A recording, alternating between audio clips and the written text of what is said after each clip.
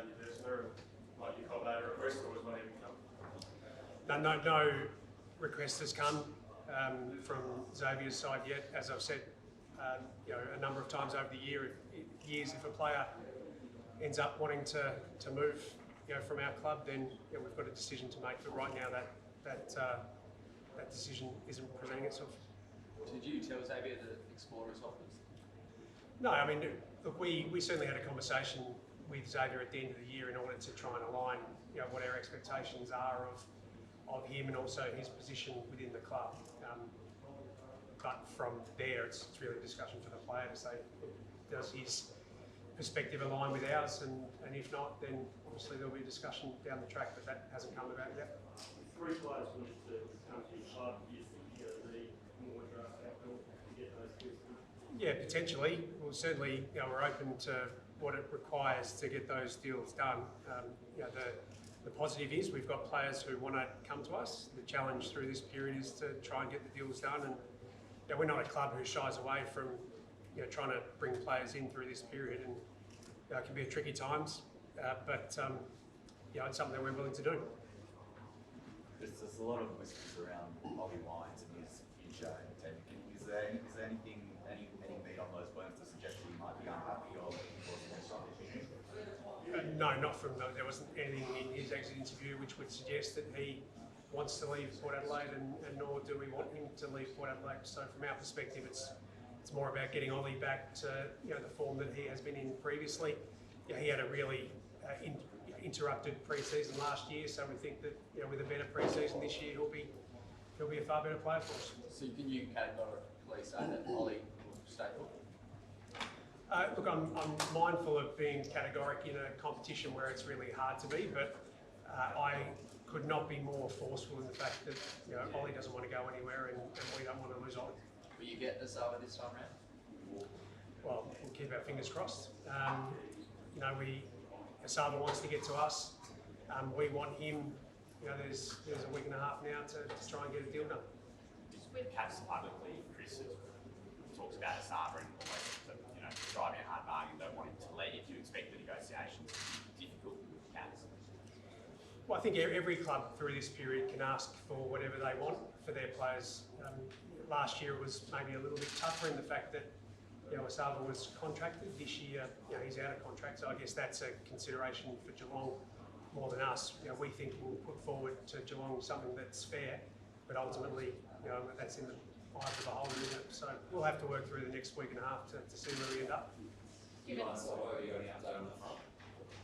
No, not at this point. Again, it's well documented. We'd like to get a Ruckman or 2 in through this period.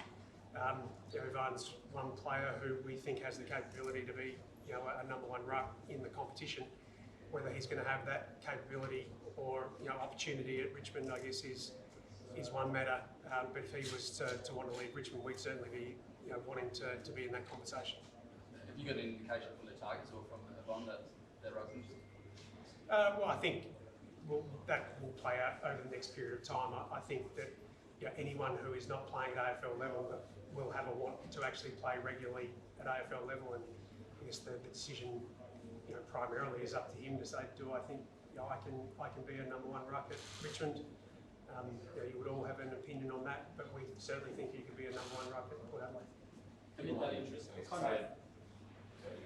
interest, what kind of discussions did you have to have with Scott Lycett and Sam Hayes just to keep them waiting, or are they continue to be exposed to? No, I mean those conversations have already been had effectively. I think, in fairness to both of those guys, I mean Scott Lycett's been a fantastic player for us over a period of time.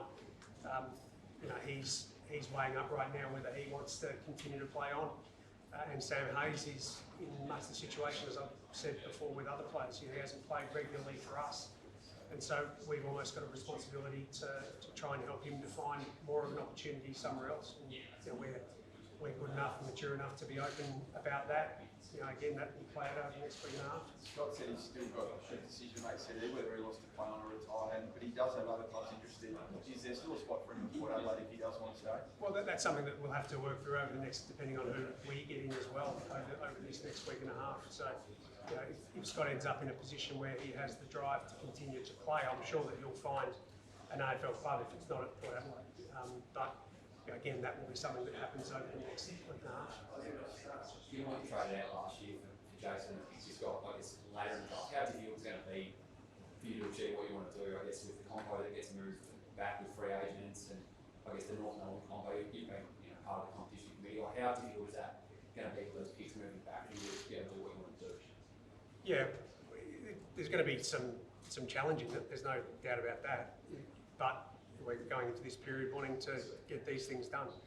I would add, I'm not on the competition committee anymore. I resigned from that maybe a month or so ago to give Laura and Marnes, the space to bring whoever they want into that. But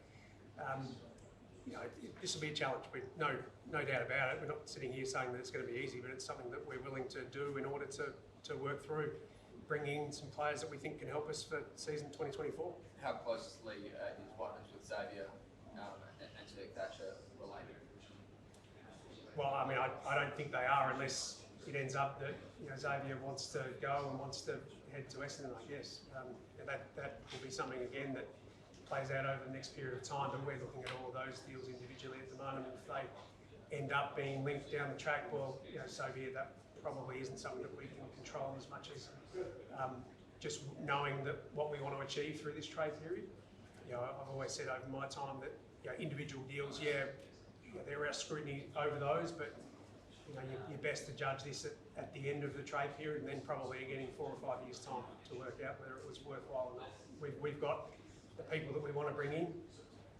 If we can get those done, we think we'll be a better team in 2024.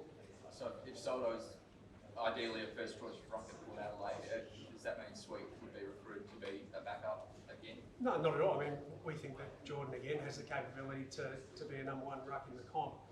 He's behind arguably the best young ruck in the competition. So his challenge again is going to be to play at the Bulldogs. He said that he wants to come to Port Adelaide. We think he's got the capability to certainly be the number 1 ruck, and if we were able to bring anyone else in to certainly have a good competition for that number 1 ruck spot, which won't be a bad thing. Thanks, everyone. Thanks, Chris.